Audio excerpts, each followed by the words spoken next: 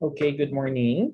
So guys, this video is intended hindi lang sa akon nga THC5 students but also sa akon nga mga foreign language students as well as TMPE1 and then ang mga internship ko nga mga students. This is about the ethics in tourism and hospitality industry. So I believe gid nga as we start, no, being a student, this is very necessary na daan sa inyo nga at least ma-orient na kamo or to give you ideas and to impart ideas halin sa teachers when it comes to practice of ethics in our industry. So I will be discussing here some of the ethics na gina-practice sa tourism and hospitality industry, and then I hope that with this video, you will be able to grasp kung ano ang akong gusto nga ipaabot sa akong mga students. And then at the same time, kung mag-start na kamusang work, is you practice this kind of a good attitude, quote-unquote, para nga sa inyo man niya kaayuhan. Okay, so let's continue. So, the ethical principles for tourism and hospitality managers. Okay, we have the honesty. That's very number one. Integrity, trustworthiness, loyalty, fairness, concern and respect for others, commitment to excellence, leadership, reputation and moral, and accountability. So these 10, I will be discussing this sa inyo isa-isa and give some example or try to explain as much as I can para nga inyo nga maintindihan. Okay. So number one, honesty. So tourism and hospitality managers are honest and truthful. They do not mislead or deceive others by misrepresentations. So, ano ang ginamin naton nga misrepresentations? Ina ba lang you are saying something nga hindi tuod para ma-close mo ang deal? Okay? Or you are saying something nga hindi align sa ethical standards ng inyong company. So, what does being honest mean? Okay, so being honest means that we do not lie, we do not cheat, or we do not steal. Though we might consider ourselves to be honest people, how many of us have ever copied assignments, failed to claim all of our tips, or neglect to tell a cashier we were given too much change back? I'm sure all of us here are guilty, right? So, this example might seem like relatively minor infraction or ano lang man sir, hindi man gid na siya tamaan ka dako siguro nga dishonesty, but they are common examples of lying, cheating, and stealing. Okay, so isa gid sa pinaka-importante nga attitude when you are in the tourism and hospitality industry is being honest. You have to be honest in dealing with your coworkers, in dealing with your suppliers, in dealing with your clients, and even with your colleagues. So, to be honest means that we behave honorably, that is according to the principles of honesty and integrity. Okay, so to have integrity is to be morally sound, and to be morally sound requires honesty in all situations, whether anyone knows about it or not. Our personal and business lives are not really separate. We want to be able to trust the people we do business with.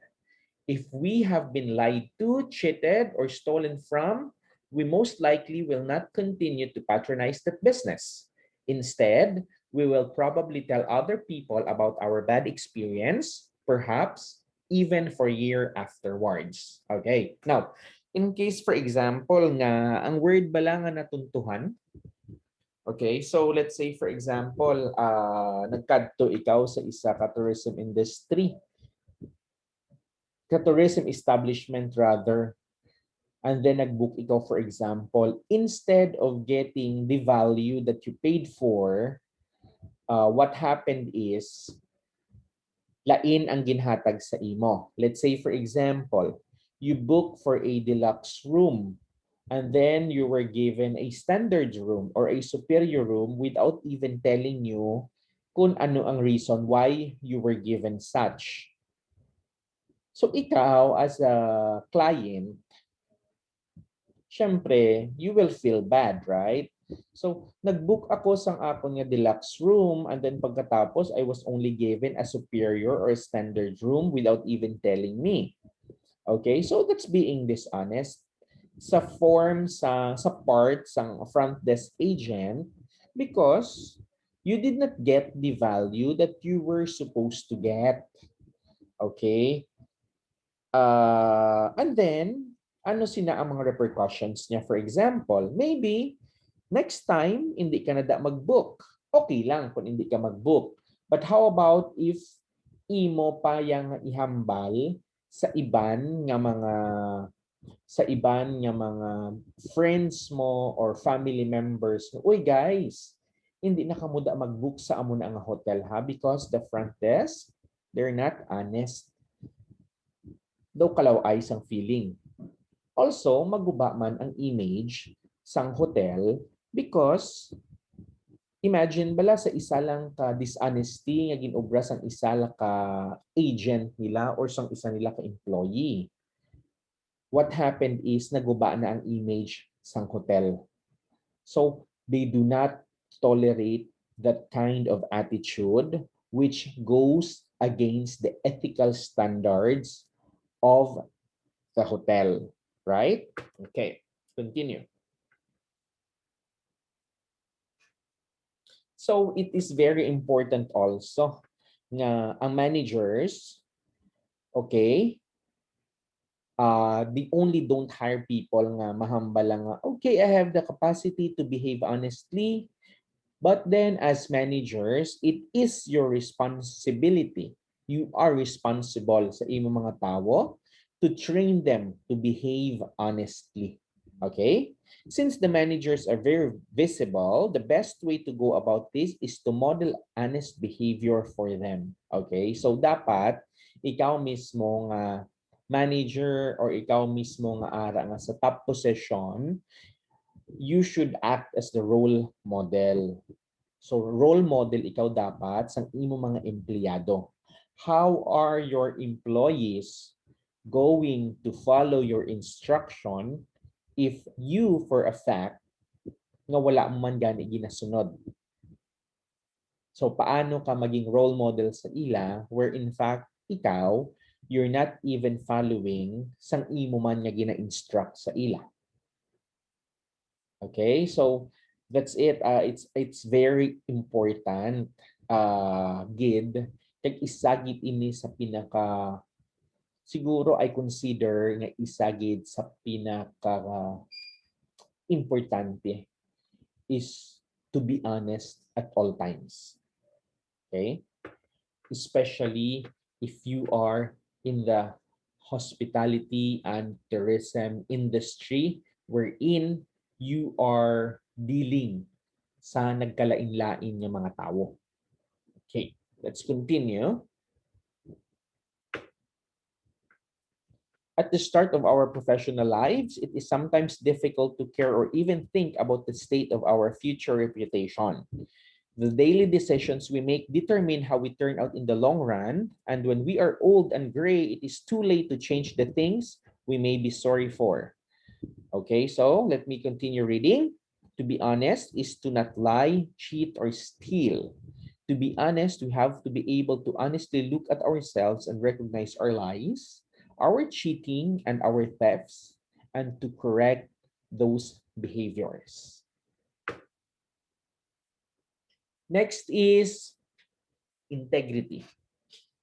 Okay, so tourism and hospitality managers demonstrate the courage of their conviction by doing what they know is right, even when there is pressure to do otherwise. Okay. To refrain from cheating on an exam and get a lower grade than someone who did cheat can seem unfair. Sakto na. Nga wala ko nag-cheat, nubo ang ako niya grade as compared sa akon mga friends nga nag-cheat sa exam. Okay? To do more than others yet still get the same pay or grade can make us angry and resentful. So ano ang meaning sini? To have integrity is to do the right thing. Follow all the ethical rules no matter what anyone else is doing. Okay? So akon gid niya emphasize ha. To have integrity is to do the right thing and follow all the ethical rules no matter what anyone else is doing. Sige lang, ubraha lang niya kung what you think is right. Pabay ilang daya ang mga nag-cheat. But ikaw ya, you are practicing integrity by doing the right thing. Okay, continue. To have integrity is to honestly appraise our own feelings and motivations and then follow the rules regardless of any outside pressure. So follow the rules regardless of any outside pressure. Okay, so because we make ethical choices every time, people can predict that we will do or say in most situations. Integrity implies wholeness, that our behavior matches our values. As managers, if our behaviors do not match our values, employees will quickly learn what kind of action get rewards, and that is what they will do. Integrity means that our actions are not selfish and that our decisions are made objectively without justifications and excuses. So guys, ang akon nga gusto lang diri nga ipabalo sa inyo, akon nga suliton diri is ano gani? Follow all the ethical rules no matter what anyone else is doing and to follow the rules regardless of any outside pressure. Okay. Next is trustworthiness. Tourism and hospitality managers are trustworthy and sincere in supplying information and in correcting misapprehension of facts. They do not create justifications for escaping their promises and commitments. We are social beings, and without each other, we could not survive. Business is also about relationship between employees, managers, regional and corporate management, local staff members, suppliers, competitor, and the surrounding community. So trust is the fundamental issue in relationship and relies on two components: the ability to predict behavior and the existence of similar value. Okay? To be able to trust people or organizations, we must be able to predict their behavior 85 to 90% of the time. When someone's action do not match his or her words, we should always choose to believe the person's action. Okay. Please take note of this one. When someone's action do not match his or her words, we should always choose to believe the person's action. Sometimes hindi naton mapatihan no ang iyang nga ginahambal, or sometimes ang iyang nga action wala nag-match sa iya nagahambal. As stated here, we should always choose to believe the person's action instead of his or her words. Managers who are inconsistent, who 1 minute are nice, the next angry, who say something we do is fine one time and say it is not fine the next time, cannot be trusted because we cannot predict their behavior. If we go to work for a company whose values are different from our own, We may find ourselves uncomfortable with our responsibility to model and enforce certain policies we do not agree with. Is the person's behavior generally predictable? Do we have similar values? Understand that if we do not endeavor to answer the questions in our personal or business lives, the relationships we experience may end in pain and frustration. Next is loyalty. Okay. Ano ang loyalty? What it means being loyal. Okay. Tourism and hospitality managers demonstrate loyalty to their companies in what? Devotion to duty and loyalty to colleagues by friendship in adversity. Adversity is what? May ara mga time nga pagtilaw or let's say pag-abot sa mga problems. They avoid conflict of interest, do not use or disclose confidential information, and should they accept other employment, they respect the proprietary information of their former employer. Actually, sa subong, we have what we call mga non-disclosure agreement, especially kung mag-sign ikaw sa isa ka employer because there are people na once nag-silo na siya gani sa iyang ulubrahan, dalaya man ang mga trade secrets, dalaya ang mga istorya halin sa iya pihak ng company, and then pagkatapos sige naman niya pagwa inistorya sa bago nga company. So it's not respecting the information of the former employer. And what you think what will happen? Ang present ka employer will also think the same. What if ang empleyado nga ni mag-resign na? Will he be doing the same thing sa aton nga ginaobra niya subong sa iya nga former employer? Next, we cannot be loyal to someone with whom we have no trust. Feeling of betrayal and disappointment occur when we fail to recognize that someone is not worthy of our trust. Loyalty is the glue that bonds people together in communities, organizations, or families. If there is no loyalty between management and employees or between employees and the company, self-interest and fear for survival can take precedence over the goal.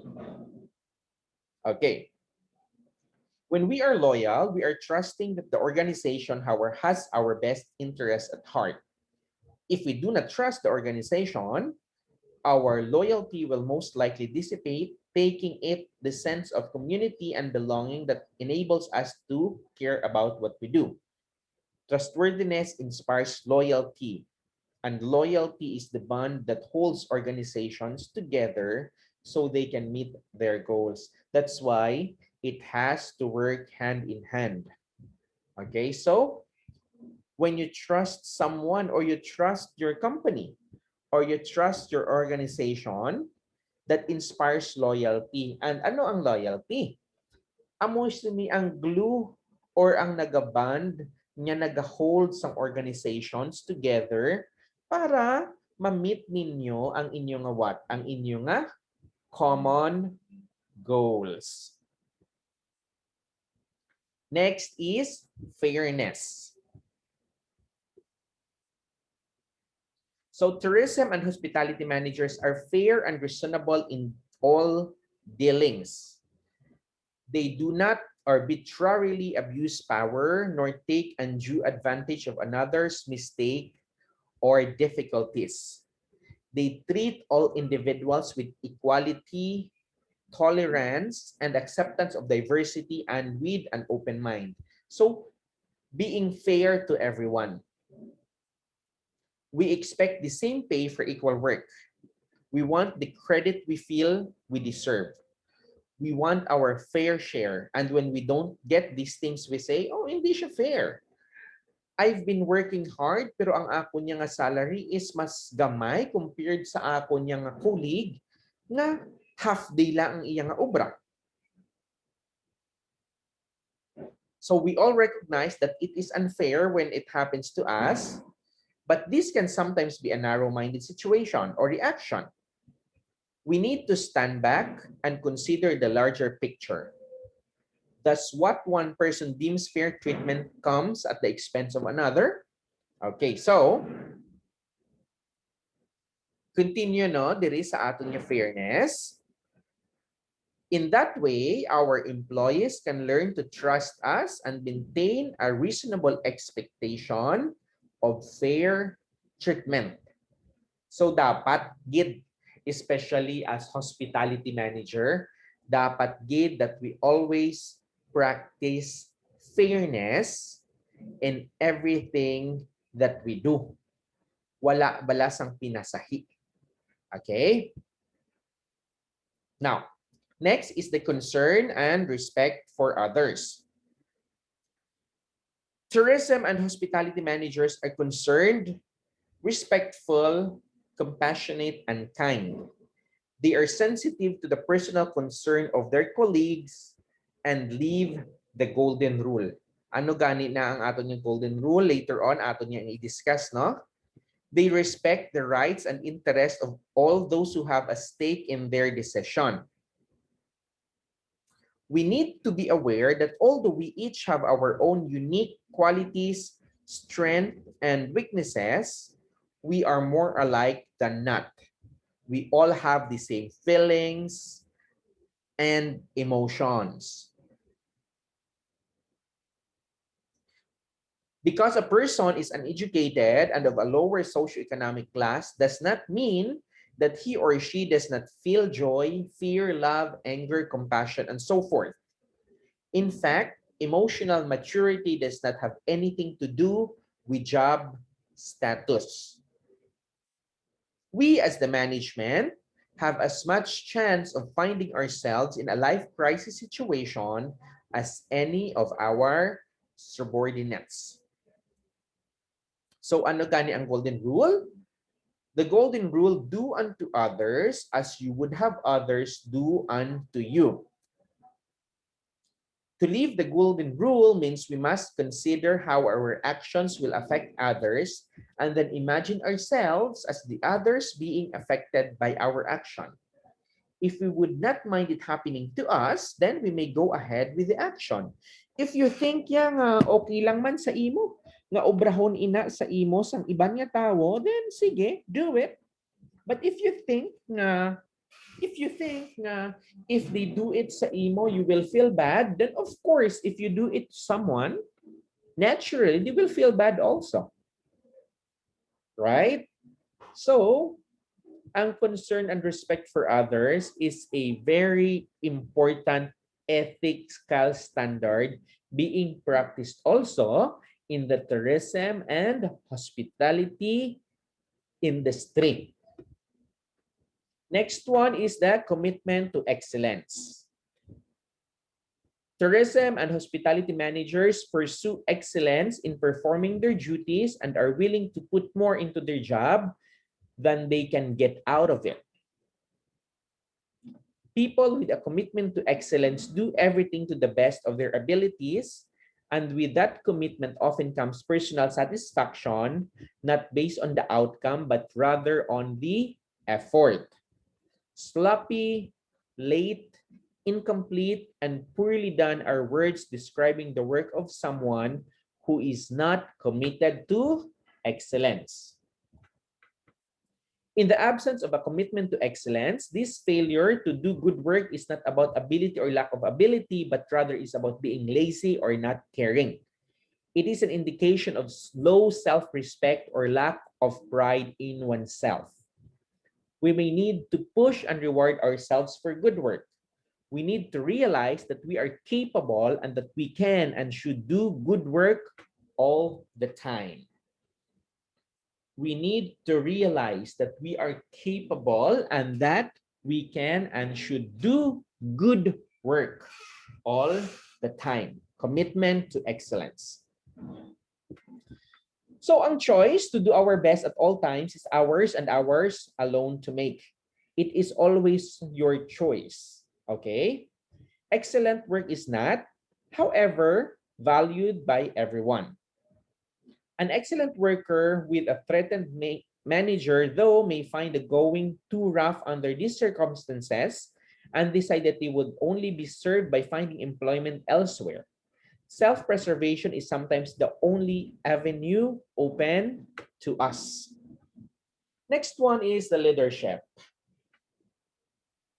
Tourism and hospitality managers are conscious of the responsibility and opportunities of their position of leadership. They realize that the best way to instill ethical principles and ethical awareness in their organization is by example. They walk their talk. A leader is someone who is followed by others. Leaders have tremendous influence over their subordinates, and with that comes the responsibility to be a good influence. Leadership should not, however, be about the leader, but rather it should be about the ability of the leader to bring out the best in his or her people. Please take note of this one. Leadership should not, however, be about the leader, but rather it should not be about the ability of the leader to bring out the best in his or her people. Leaders help their people to mature and reach their potentials. They teach their people skills and enable them to solve problems and handle work situations. Leaders help their people to excel and allow the credit to go to the employees rather than taking it for themselves. Okay, so the last here, leaders are only leaders because their employees trust them.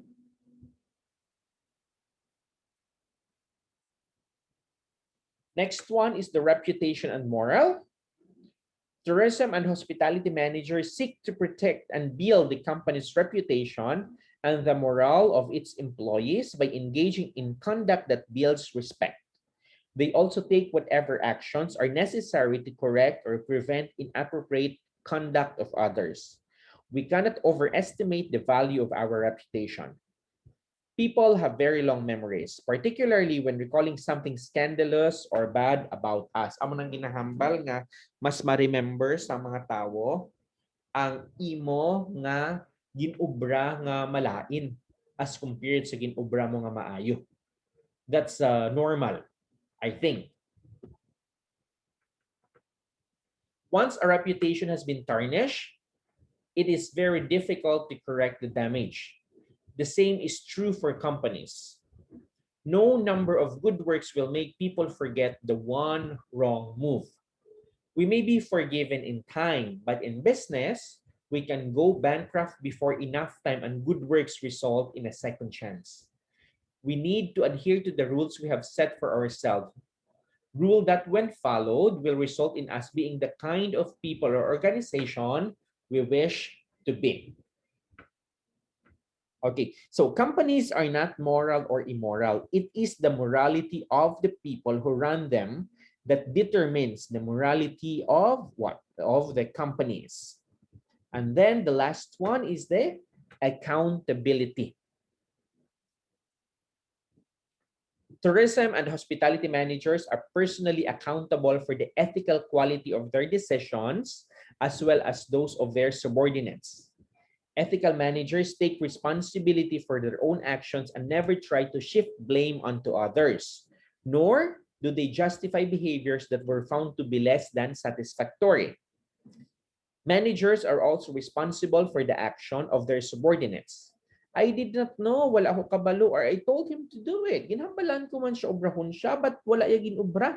These are not acceptable excuses.